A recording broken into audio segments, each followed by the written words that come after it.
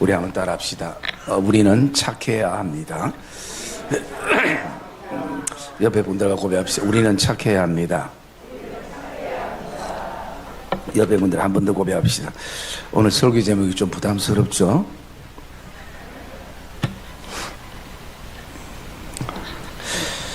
저도 설교하기가 참 부담스럽습니다. 평소 착한 것 같으면 제가 자신 있게 할 건데, 저도 여러분하고 똑같아가지고, 그러나 그럼에도 우리가 또 하나님이 주신 말씀이기 때문에 좀 묵상을 하려고 합니다. 오늘은 우리가 전도축제 2주차 맞이하는 주일입니다. 우리 신앙생활 가운데에 전도가 없으면 좀 부담이 덜 되겠다라는 생각을 하는 성도들도 있을 것입니다. 그런데 전도가 없으면 또 다른 게 부담이 될 수가 있어요. 예배가 부담이 될 수도 있고 섬김이 부담이 될 수도 있고, 그러면서 또 전도를 생각해 보면 전도가 굉장히 쉬운 것 같은데도 굉장히 어렵고요, 또 굉장히 어려운 것 같은데 어느 순간 보니까 굉장히 쉬운 것 같기도 합니다. 왜냐하면 전도가 사람의 힘으로 안 되기 때문인 것이죠. 그러면서 또 우리가 이 전도축제에 기도하고 또 아름답게 막 섬기고 또 해달라는 거 다 해주고, 그런데 한 주만 나오고 그 다음 주부터 사라지니까 또 마음속에 어떤 마음이 드냐면 참 전도에 대한 허탈감과 허무감이 우리의 마음속에 들기도 합니다. 그럼에도 불구하고 우리가 전도해야 되는 것은, 그것은 교회의 사명이고 성도의 사명인 것을 확신하기를 주님의 이름으로 축복합니다. 그래서 우리가 오늘 이 말씀을 좀 전도의 측면에서 말씀을 묵상을 좀 하려고 하는데요, 우리가 전도를 잘하고 못하고를 떠나서 먼저 우리의 어떤 존재성, 정체성이 뭔지를 오늘 본문에는 말씀해 주고 있습니다. 그것은 주님께서 우리를 향해서 너희는 세상의 소금이니 너희는 세상의 빛이라라고 우리의 존재성을 말씀해 주고 있다는 것입니다. 여러분, 저는 어릴 때 설교를 들을 때 항상 목사님들이 어떻게 이 본문을 어떻게 설교하셨냐면 이렇게 하셨습니다. 우리가 세상에 어떻게 하면 소금이 될 수 있을까?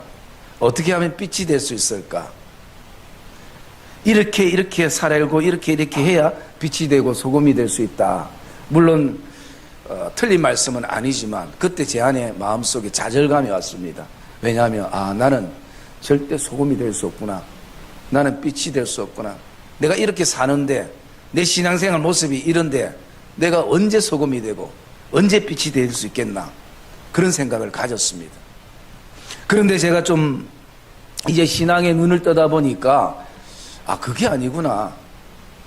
주님은 우리에게 말씀할 때 너희는 이미 소금이고 이미 세상의 빛이다 라고 말씀한다는 것이, 그러면 오늘 우리의 삶 가운데서 우리의 삶을 이렇게 돌아볼 때에 오늘 이 말씀은 우리에게 나의 이 땅의 존재성 대해서 정체성이 뭔지를 분명하게 말씀해 주고 있는 내용이라는 것입니다.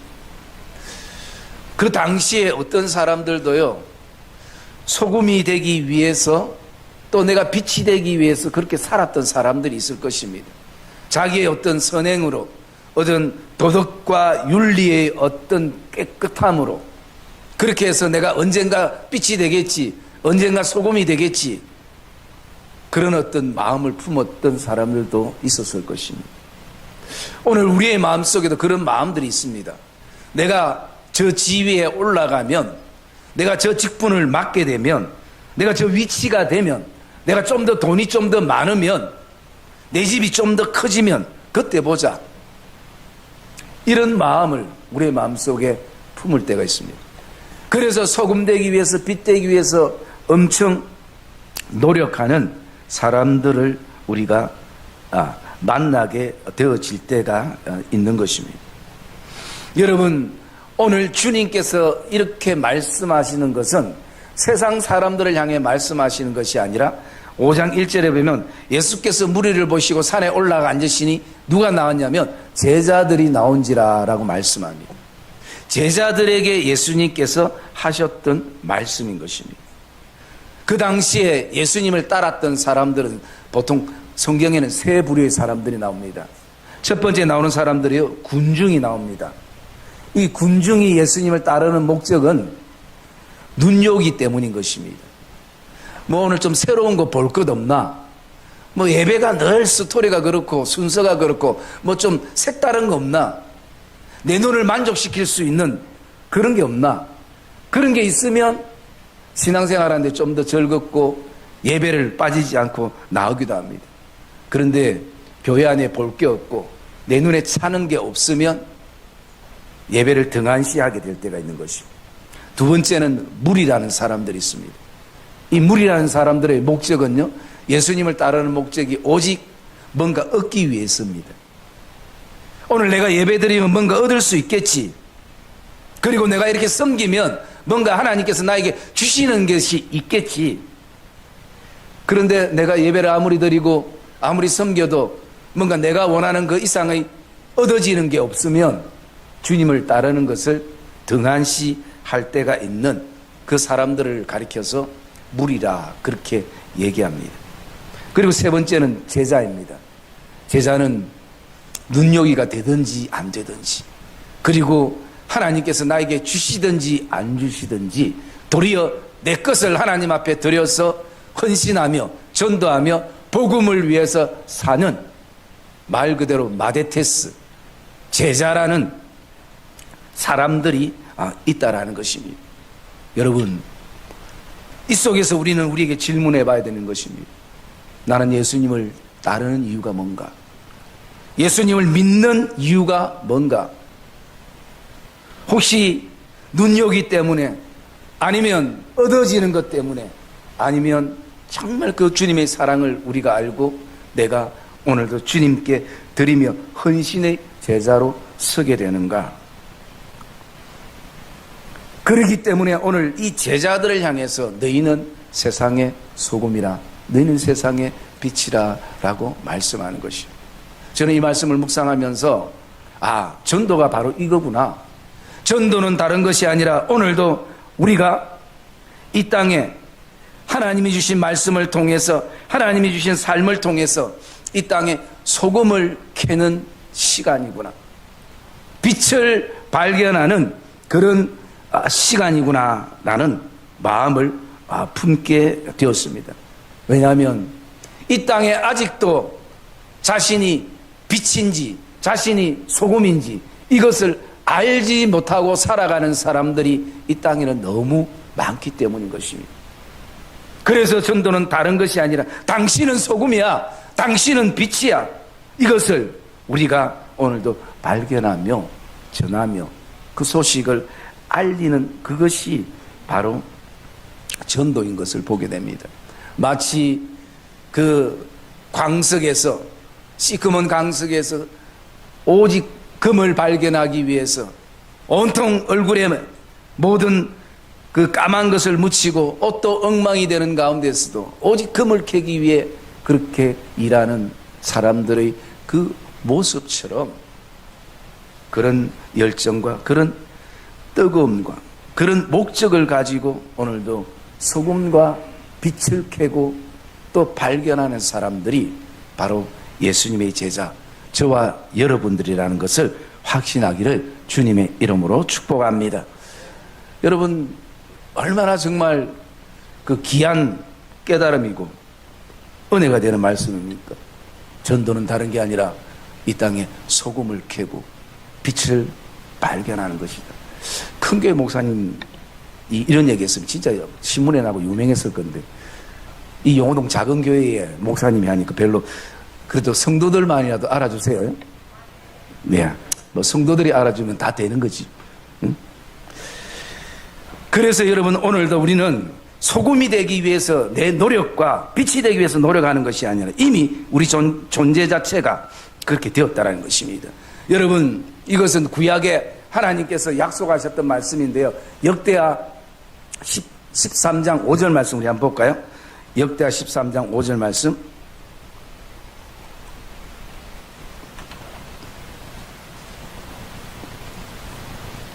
읽읍시다. 시작. 이스라엘 하나님 여호와께서 소금 언약으로 이스라엘을 영원히 아이과 그의 자손에게 주시고 너희가 알지니라. 아멘. 이스라엘 하나님 여호와께서 소금 언약으로 이스라엘 나라를 영원히 다윗과 그의 자손에게 주신 것을 너희는 알아야 된다는 것입니다. 여러분, 여기서 왜 소금 언약이라고 말씀하는가? 그 의미 첫 번째는요, 소금은 변하지 않는다는 것입니다. 시간이 흐르고 세월이 흘러도 소금은 변하지 않는다는 것이고, 하나님의 언약은 시대가 흘러도 변하지 않는다는 것입니다. 그리고 또 두 번째, 이 소금 언약이라는 것은 그 당시에 그 사람들에게는 일상생활이었습니다. 여러분, 지금은 뭐 냉장고 있고, 냉장고만 있습니까? 또 뭐 있어요? 김치 냉장고? 또 좀 잘 사는 집엔 또 뭐 있죠? 2대씩 있죠?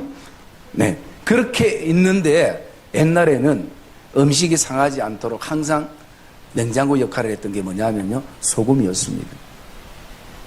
그래서 여러분, 소금이라고 얘기했을 때 그들에게는 피부로 와닿는 거예요. 왜? 우리 일상생활에 함께 쓰였던 것이기 때문인 것이.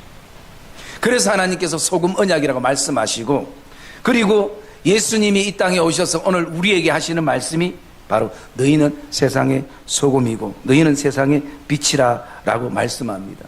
그러면 여기 세상은 무엇을 의미하는가?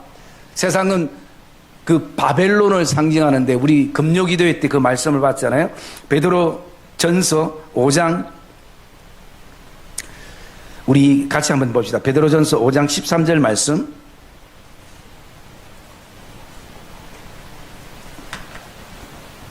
베드로전서 5장 13절 같이 읽읍시다. 시작. 택하심을 함께 받은 바벨론에 있는 교회가 너희에게 문안하고 내 아들 마가도 그리하느니라. 아멘. 오늘 교회가 어디에 있느냐? 바벨론에 있다라는 것입니다. 바벨론은 세상을 상징하는데, 그 세상은 어떤 곳인가? 세상은 하나님의 통치 속에 있으면서 하나님의 통치를 거부하는 땅이고 하나님의 통치를 거부하는 사람들인 것입니다. 세상은 어떤 곳인가? 하나님을 섬기도록 하나님께서 만드시고 불러주셨는데 하나님을 섬기지 아니하고 그들을 대적하는 땅이, 그들을 대적하는 사람들이 세상이고 세상 사람들인 것입니다. 이곳에 교회가 세워졌다는 것이. 여러분, 어쩌면 이 영호동의 이 부산 땅에 또 하나님께서 이 땅에 교회를 세웠다라는 것, 그것은 교회의 크기나 몇 개인가 개수가 중요한 것이 아니라 그 존재 자체가 오늘도 소중하다는 것을 알기를 주의 이름으로 축복합니다. 왜? 우리는 하나님의 통치를 기다리고 통치 속에 살아가기를 원하는 사람들인 것이에요. 우리는 오늘도 하나님을 대적하는 사람들이 아니라 하나님을 섬기며 그분의 영광을 위해서 오늘 우리가 살아가는 사람들이기 때문에 이 바벨론의 교회가 있다는 것은 굉장히 중요한 것입니다. 세상에 소금이 있다는 것은, 세상에 빛이 있다는 것은 그만큼 너무나 소중하고 귀하다는 것을 우리는 알게 되는 것입니다. 그러면서 우리가 이 말씀을 이렇게 묵상해 보면요, 소금은 사실 그 맛을 잃을 수가 없는 것이에요. 그래서 오늘 예수님께서 은유적으로 만일 소금이 그 맛을 잃으면 결국은 세상 사람들에게 계속 밟힐 뿐이는 것이. 여러분, 오늘도 소금이 되기 위해서, 빛이 되기 위해서 그것이 목적이었던 사람은요, 그 목적에 이르면 그 다음에 무엇을 해야 될지 알지 못하는 것이. 하나님이 우리를 왜 소금 삼으고 이 땅에 빛으로 삼으셨는가? 그것을 알아야 되는 것이. 14절 15절 말씀도 이렇습니다. 너희는 세상의 빛이라 산 위에 있는 동네가 숨기지 못할 것이요. 오늘 이 빛은요, 동네를 비추는 빛을 말하고 있습니다. 15절에는 사람이 등불을 켜서 말 아래 두지 아니하고 등경 위에 두나니 이러므로 집안 모든 사람들에게 비추느니라. 이것은 집안의 등불을 말하고 있는 것입니다. 우리는 오늘 세상의 빛, 오늘 우리 동네의 빛, 나가서 집안의 빛이 되어야 된다는 것을 주님이 말씀하고 있는 것이에요. 그래서 여러분 15절 보면 사람은 등불을 켜서 말이라는 것은 큰 그릇을 말합니다. 여러분 그릇 안에 촛불이 들어가 있으면 그릇에 가리어서 빛이 환하지 못하는 것이에요. 그렇기 때문에 그렇게 하는 사람은 없다라는 것이에요. 모든 사람들이 그 등불은 등경 위에 촛대 위에 꼽아둔다라는 것입니다. 왜? 오늘 집안 사람들을 위해서라는 것입니다. 집안 사람들에게 비춰야 되는 것입니다. 여러분 어둠을 물러가게 하는 것은 오직 빛밖에 없습니다. 그 빛이 비춰야 되는 것이에요. 그래서 16절에 보면 우리 16절 같이 읽읍시다. 시작.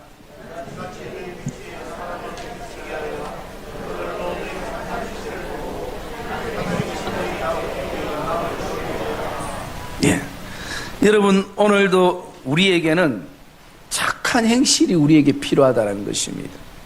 물론 이 착한 행실은 좀 더 신앙적으로 신학적으로 더 깊이 나눌 수 있겠지만 오늘 우리가 전도에 대한 포커스만 맞춰서 우리의 삶에 대한 것을 좀 나누기를 원합니다. 그러면 왜 우리에게 이 착한 행실이 필요한가? 그것은요 16절 말씀은 곰곰이 묵상하면 이렇게 말합니다. 이같이 너희 빛이 사람 앞에 비치게 하여. 여러분 세상 빛은 환경을 환하게 하고 집안을 환하게 하고 어두운 데를 환하게 하지만 오늘 그리스도의 빛은 사람에게 비친다는 것입니다. 대상이 다른 것이에요. 내가 비춰야 될 대상이 어떤 환경이나 또 어떤 장소가 아니라 더 중요한 사람에게 비춰야 될 빛이기 때문에 오늘 우리에게는 착한 행실이 필요하다라고 말씀하는 것입니다. 그래서 여러분 착한 행실이 뭔가 많이 있을 수 있습니다만 저는 그냥 이 두 가지를 묵상을 했습니다. 첫 번째 착한 행실은 뭐냐면요 말이 착해야 됩니다. 언어가 착해야 되는 것이에요. 옆에 분들 우리 고백합시다. 말 좀 착하게 합시다. 한 번 더 고백합시다. 그래야 상처를 덜 받습니다. 네, 여러분 착한 행실 첫 번째는요 전도를 위해서는 말이 착해야 돼요. 말이 예뻐야 됩니다. 제가 그 창원에 있을 때 저하고 친했던 안정과장님이 있었어요. 그분이 개인적으로는 괜찮은데 사람이 유순하고 괜찮은데 물론 받는 스트레스도 많고 사람들로부터 업무부터 받는 게 많으니까 그런 전화를 한번 받으면 제 옆에 앉아서 욕을 한 5분 동안 해요. 저는 동물의 왕국인 줄 알았습니다. 모든 동물들이 다 나와요. 안 나오는 동물이 없어요. 제가 옆에 앉아가지고 듣고 있으면요 기가 아픈 것뿐만 아니라 마음이 아파요. 또 한 가지는 그분은 나이가 많든 적든 무조건 반말을 해요. 그래서 제가 좀 친해지고 난 다음에 그렇게 물어봤습니다. 그 과장님은 집에서도 그렇게 욕 많이 해요? 집에서는 안 한대요. 그러면서 내가 욕 많이 했지 진짜 미안하다고 해놓고 또 그 다음날 되면 또 전화 끊으면 또 욕이 시작돼요. 여러분 우리도 욕할 줄 압니다. 그러나 안 하는 거죠. 왜? 어른이기 때문에. 그리고 제가 왜 그 일하신 분들한테 왜 반말하시냐 물어봤어요. 그러니까 그렇게 해야 이 사람들을 통제하고 다스리지 안 그러면 안 된다는 것이.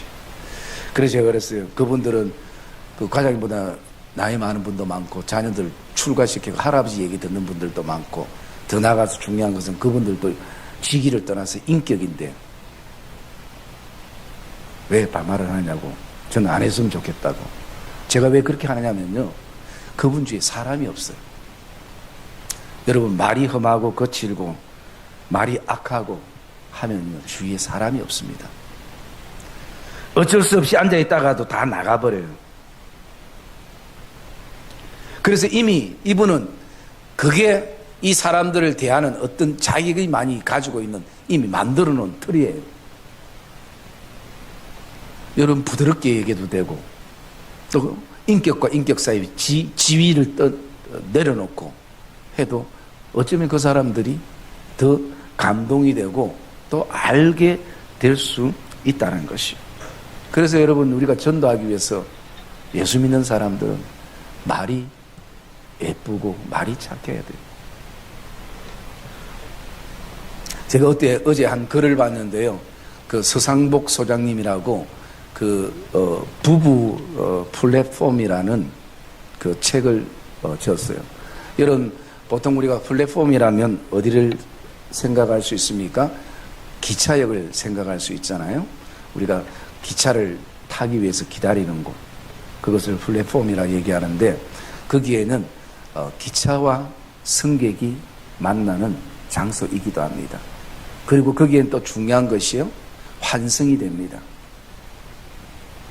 이 기차를 타고 내려서 플랫폼에서 기다려서 내가 목적지가 정해진 다른 곳에 타기 위해서 기다리는 환승이 되는 것이죠. 그래서 그분이 이런 내용을 적었습니다. 제가 한번 소개를 해드릴게요. 그 아내 플랫폼이 있고 남편 플랫폼이 있습니다. 뭐부터 들으실래요? 남편, 아내. 예, 제가 남자라서 아내 거부터 하겠습니다. 아내 플랫폼 첫 번째, 얼음에서 난로로 환승해라.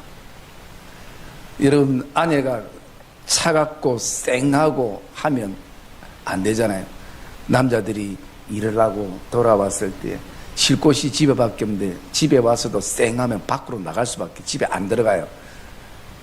따뜻하게 위로가 있는 난로로 환승하라는 것이요. 그리고 또 두 번째로는요, 아이가 되지 말고 어른으로 환승하라는 것이요. 여러분 고린도후서 13장의 말씀에 보면 이렇게 말합니다. 너희는 이제 장성한 어른이기 때문에, 신앙이 성장했기 때문에 이제는 아이를 버릴 때도 되지 않았느냐. 어린아이를 이제는 버려라 라고 말씀하는 것이요.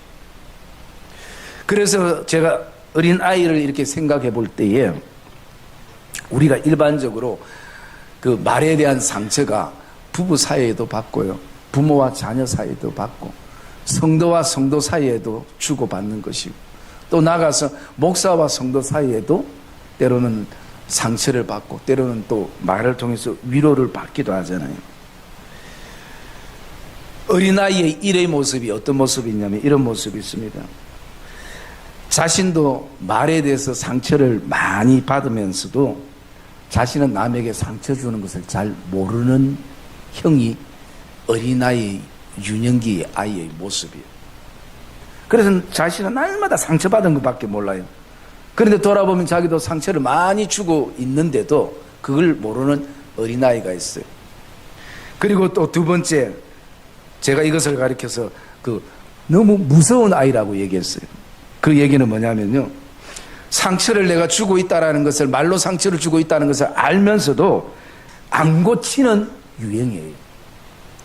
그걸 알면 고쳐야 되는데 그것을 고치지 않는 아이, 이런 아이는 제가 생각할 때는 굉장히 무서운 아이예요. 그래서 아이에서 어른으로 환승하라라는 것입니다. 그리고 세 번째, 아내는 그 목마름에서 이제는 자유로움으로 환승해라. 너무 남편한테 매이지 말고, 너무 자녀한테 매이지 말고 이제는 자기 인생도 좀 가지면서 살아라. 사모님은 일하면 안 됩니다. 그냥 내가 설교기 때문에 하고 있습니다. 예, 그거예요. 그 다음에 이제 남편 플랫폼. 제가 오늘 이걸 하면서 사실은 어제 사모님하고 좀 말로 다퉜거든요. 꼭 이런 설교 준비를 하고 있으면 꼭 그렇게 다투는 일이 생겨요. 그래서 제가 설교할 때 지금 많이 찔립니다. 사모님 안 쳐다보고 하고 있습니다. 쳐다보면 속으로 그럴까봐, 지나 좀 잘하지 할까봐. 여러분 웬만하면요, 토요일은 싸우면 안 돼요. 주일 예배 드리는데 지장이 있어요. 저번에 제가 들어보니까 몇 년 전인데 부부가 교회로 예배드리러 오다가 차 안에서 말다툼하다가 다시 차 돌려 집에 간 적이 있대요. 둘 다 예배를 안 드리고. 여러분, 사람이 싸우면요 굉장히 치졸해집니다. 응? 그 다툼하고 예배하고 무슨 상관. 물론 마음이 좀 편하게 예배드리면 제일 좋지만 싸워도 예배 드리러 와야 돼요. 싸워도 설교를 해야 돼요. 응? 응? 그래서 여러분, 좀 신앙이 어린 분들을 대할 때는 남편이 조금 아직 신앙이 없다 그러면 명분을 주면 안 돼요. 나갈 수 있는 명분을 줘야지. 안 나갈 수 있는 명분을 주면요, 안 그래도 잘 됐다, 피곤하고 힘들고 이런데, 그러면서 안 나가버린다는 거죠. 그래서 여러분, 내만 예배를 잘 드리면 되는 것이 아니라 좀 믿음이 약한 아내와 또 믿음이 약한 남편과 자녀를 위해서 웬만하면 신기를 안 건드리고 토요일은 왜? 휴일을 위해서 참아야 되는 것이. 그때 그 차 타고 교회까지 다 왔다가 다시 돌아간 가정이 어디예요? 모르겠다. 해운대인가 영동가? 대연동인가? 어? 문현동 지금 예배 없어서 출석 안 해가지고 일부 예배 드렸어요. 어쨌든 여러분, 우리 한번 고백해서 싸우더라도 예배는 드리자. 예, 그래야 돼요. 자, 남편 그 안 했죠 아직? 남편은 무심하면서, 아내에 대해서 무심하면서 이제는 소중함으로 반성하라. 아내의 소중함을 알아야 된다는 거죠. 요즘 아내들은 옛날에는 집에서 집안일만 했지만 지금은 아니잖아요. 지금은 나가서 본인도 직장에 일터에서 일하고 집에 와서 또 집안일을 해야 돼요. 이중고초가 있어요. 그래서 제가 요즘 집에 설거지도 잘하고 빨래도 잘 개고 건조기에 빨래 내가지고 잘하고 있습니다. 그래서 무심함에서 소중함으로 환승하라. 그 다음에 내 중심에서 아내 중심으로 환승하라. 남자들은요, 가부장적인 게 있어가지고 항상 내 중심이 될 때가 많잖아요. 음식 먹는 것도 내 중심이 돼야 되고, 또 아내는 어쩔 수 없이 싸우기 싫어서 그렇게 만들어주고, 안에 독을 넣고, 그 다음에 남편은 무책임하지 말고 좋은 리더가 되어라. 하나님이 가정의 남편을 리더로 세워주셨잖아요. 그 다음에 마지막 한 가지는요, 결핍되지 말고 풍성함을 가지며 풍성함으로 환승해라.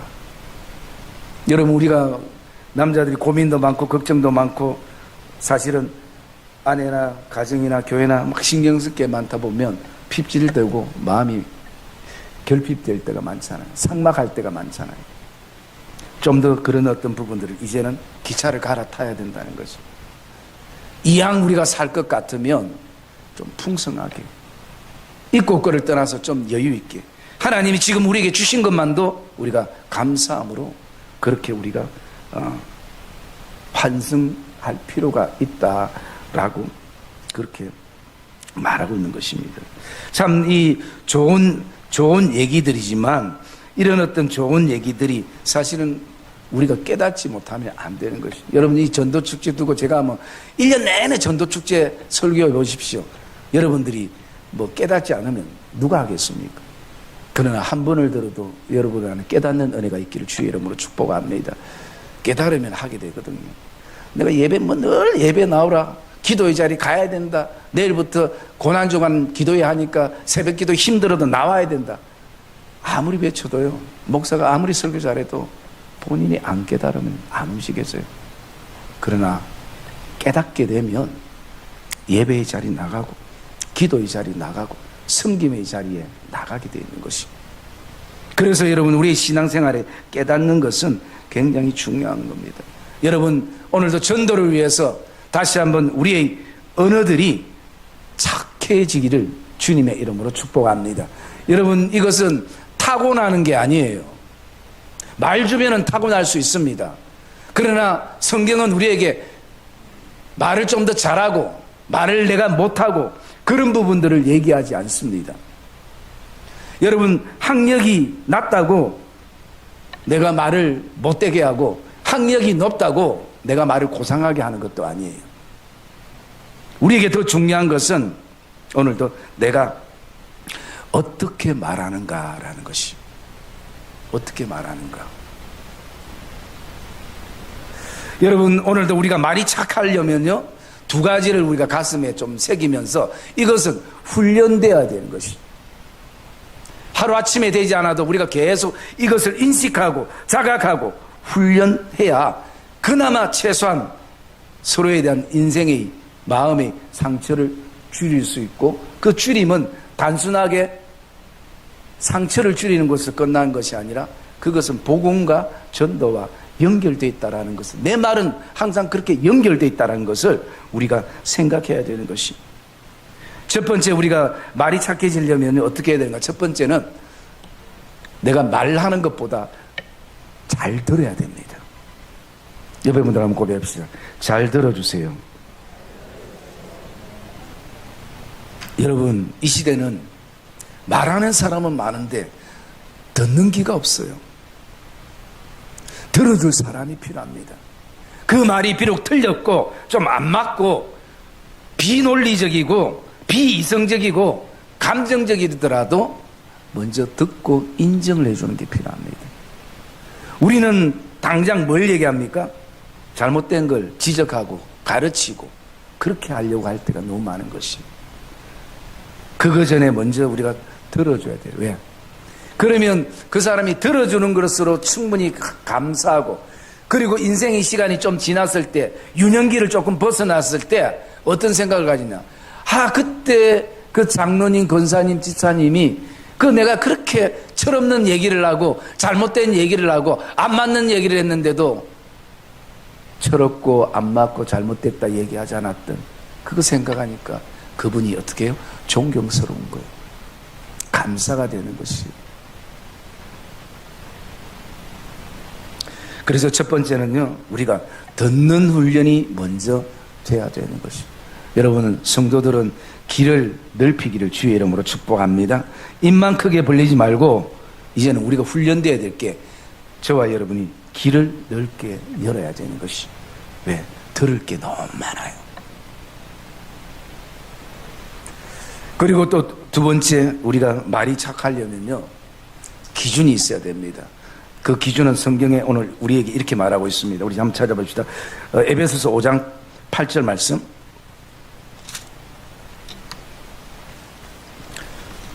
에베소서 5장 8절에서 10절까지 여러분들이, 제가 8절 읽을게요.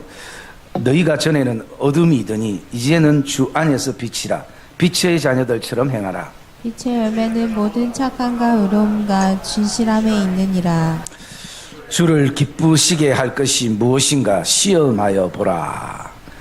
여러분, 말을 착하게 할 수 있는 것은, 그 기준은 뭐냐면 주님을 기쁘시게 하는가, 주님을 기쁘시게 하지 않는 말인가. 여러분, 우리가 조금만 생각해 보면 알 수 있는 것이.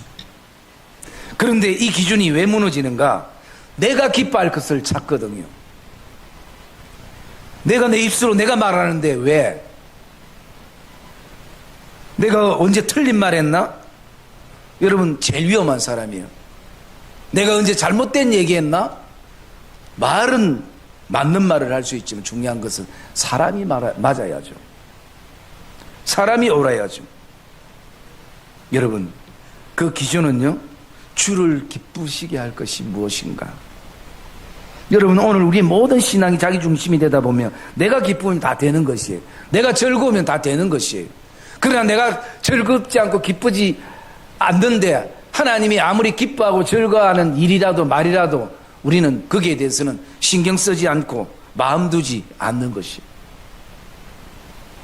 여러분, 오늘 이제 우리 기준은요, 주님을 기쁘시게 하는 것이 되기를 주의 이름으로 축복합니다. 그러면 주님이 기쁘시게 할 수 있는 말이나 언어나 삶이나 행동은 우리가 나타나게 되어지는 것이에요. 그리고 착한 행실의 그 두 번째 우리가 묵상할 수 있는 것은요, 욕심이 착해야 됩니다. 옆에 분들하고 한번 고백합시다. 욕심이 착하기를 주의 이름으로 축복합니다. 왜 제가 욕심이 착해야 된다, 좀 약간 엎여 있는 것처럼 이렇게 얘기를 하느냐면, 우리가 사람이 욕심이 없을 수는 없잖아요. 이 얘기는 바꿔 얘기하면 이런 의미입니다. 착한 행실은 헌신이 필요하다는 것입니다. 여러분, 전도에는 헌신이 필요해요. 헌신 없이는 전도가 안 됩니다. 해도 안 됩니다. 말뿐일 때는 안 되는 것이, 거기에 뭐가 필요하냐면 헌신이 필요한 것입니다. 여러분, 소금은요, 그 맛을 낸다는 것은 그 음식에 들어가면 헌신이 되는 것이에요. 왜? 형체도 없이 자기를 녹입니다. 그래야 그 음식이 제대로 된 음식이 나오고 완성품이 나오는 것이에요. 빛은 힘들어도 비춰야 될 때 비춰야 되는 것입니다. 그게 빛의 소명이고 빛의 사명이기 때문인 것입니다. 그게 바로 헌신인 것입니다. 여러분, 제가 옛날에 국인가 뭔가를 먹다가 뭐 이렇게 먹었는데 갑자기 굵은 소금이 입에 확 들어온 거예요. 그러면 여러분, 내가 그것을 계속 빨아보면서 달다, 너무 맛있다 이래 먹겠습니까? 대부분 이 뭐야? 왜 소금이 안 녹았지? 그 마음을 가져요. 당연히 녹아야 될 소금이 안 녹은 거예요. 여러분, 뭐 저는 김장에 대해서 잘 모릅니다만 한 가지 아는 것은, 김장할 때 소금을 뿌리는 건 알아요. 소금을 뿌리면 소금이 어떻게 됩니까? 배추에 스며들면서 배추를 부드럽게 해주잖아요. 근데 여러분, 배추가 빡빡하면, 소금을 넣었는데도 빡빡하면 어떻게 합니까? 배추를 때립니까? 뭘 넣어요? 소금을 또 넣잖아요. 물론 그 간을 보면서. 여러분, 그 소금을 배추를 부드럽게 하는 것은 소금이 녹아야 가능한 것이. 배추 따로 소금 따로 되면요, 잘못되는 것이에요. 그래야 소금은 맛을 내는 것이에요. 자신이 죽기 싫어가지고 그대로 소금이 있으면 그 맛을 잃어버린 것이에요. 여러분, 그 맛을 잃어버렸다는 것은 소금이 없다는 게 아니에요. 소금은 있는데 맛을 안 내는 거예요. 왜? 아깝기 때문에. 헌신하기 싫어하는 거예요. 그냥 누군가의 헌신을 더 기대하고 바라고 있는 것이에요. 여러분, 반드시 빛과 소금에는 헌신이 거기에는 필요하다는 것을 저와 여러분이 기억하시기를 주님의 이름으로 축복합니다. 저는 이 말씀을 준비하면서 여러분도 알고 있는 이승미 개그우먼 아시죠? 신앙생활 참 잘하고 계시는데, 그분은 많은 연예인들을 전도했어요. 그리고 전도한다고 욕도 많이 먹었어요. 특히 조혜련 씨한테 욕을 많이 먹었습니다. 근데 그분이 신앙의 어떤 지금까지 오기에는 참 많은 어려움도 있었어요. 자기가 미혼모를 출산해서 그 아들과의 많은 대화의 어떤 삶의 갈등들도 있었고요. 그리고 암에 걸려가지고 수술을 12번의 수술을 거쳤던 사람이었고요. 그러면서 그 개그우먼 후배들이 보통 한 30년 이상 가까이 한 사람들을 그 개그우먼 대부라고 그렇게 얘기를 합니다. 30년 이상 하는 사람들이 많이 있잖아요. 그 사람들을 가리켜서 코미디계의 대부라 얘기해요. 그런데 이승미 씨에게는 사람들이 대부란 말보다 어떤 말을 하냐면요, 나의 멘토다라고 얘기합니다. 나의 멘토다. 여러분, 그 코미디계의 대부는요, 시간이 흐르면 됩니다. 힘들지만 그 자리를 지켜서 20년, 30년의 세월을 보내면요, 거기에 그 어깨에 대부가 될 수 있어요. 그 소리를 들을 수 있어요. 그런데 멘토는 세월이 말해주는 것 아닙니다. 그 사람이 헌신이 말해주는 것이. 그래서 5년 되어도 10년 되어도 내 인생의 멘토다라고 그 사람에게 얘기할 수 있는 것이. 여러분, 여러분의 신앙은 대부가 되기를 원합니까? 아니면 누군가의 멘토가 되기를 원하십니까? 시간이 흐르면 집사가 권사되고 집사가 장로되고 때로는 목사되고 그렇게 할 수 있어요. 그러나 때로는 집사가 아니라도 장로와 권사가 목사가 아니라도 누군가의 인생의 신앙의 멘토가 되어주기를 주님의 이름으로 축복합니다. 그러려면 헌신이 있어야 되는 것이, 말로만 가르친다고 되는 것이 아닌 것. 그러면 뭐 모든 성도들이 저를 멘토로 생각했겠죠. 그렇기 때문에 오늘 그분이요 그만큼 헌신했는데 그 2009년도에 그 이영자 씨가 그 무슨 방송의 어떤 사건을 통해 가지고 방송이 중단되가 가장 힘들 때에 그 2009년도에 이분이 그 이영자 씨에게 돈 그 100만 원을 이렇게 준 거예요. 지금으로 하면 100만 원이 가치가 더 있겠죠. 자, 그러면 일단 돈을 떠나서 그렇게 할 수 있는 그것이 헌신이에요. 그런데 그 당시에 이 이승미 씨도 어디에 있었냐면 캐나다에서 있었어요. 여러분, 그 외국에서 그 방송 나가는 것도 아니고 그것도 하루하루 살기 빡빡할 긴데 그렇게 섬겼어요. 그리고 이영자가 나중에 그 복귀하고 TV에 나오면서 정말 그 고마움을 잊을 수 없다고 그렇게 얘기를 했던 거예요. 많은 어떤 헌신의 얘기들이 있지만 그것을 다 우리가 이제 거두절미하고요. 가장 욕을 많이 했던 조혜련 씨가 예수를 믿게 된 것이 누구의 전도를 했냐? 이승미 씨의 전도를 통해서 이제 예수를 믿게 됐어요. 그러면서 또 이 조혜련 씨가 참 열정적으로 신앙생활을 하고요. 그리고 자기가 성경을 읽다 보니까 성경이 좀 어렵다 생각돼서 성경을 유튜브에서 막 설명도 하고 목사보다 훨씬 더 나아요. 목사가 할 수 없는 일을 지금 한 명이 전도돼서 연예인 한 명이 그 일을 하고 있는 거예요. 심지어는요, 얼마 전에 이 조혜련 씨가 그 성경이 너무 어렵다고 초신자들을 위해서 성경을 창세기부터 스토리로 쉽게 스토리로 이렇게 기록을 해놨어요.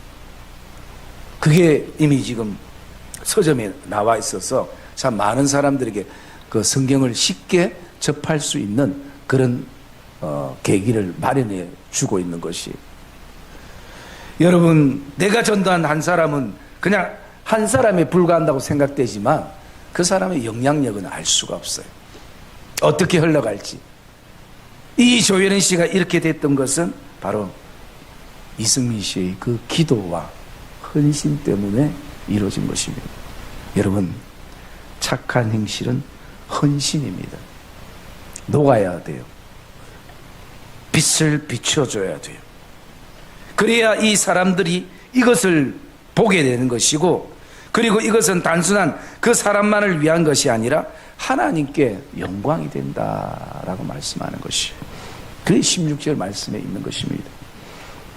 사랑의 믿음의 성도님들, 오늘 이 전도축제 2주차가요 단순한 인간적인 부담이 아니라 다시 한번 이 말씀이 저와 여러분 안에 도전이 되고 또 저와 여러분들이 믿음의 자신감을 가지고 움직여보는 그런 결단의 시간들이 되시기를 주님의 이름으로 축복합니다.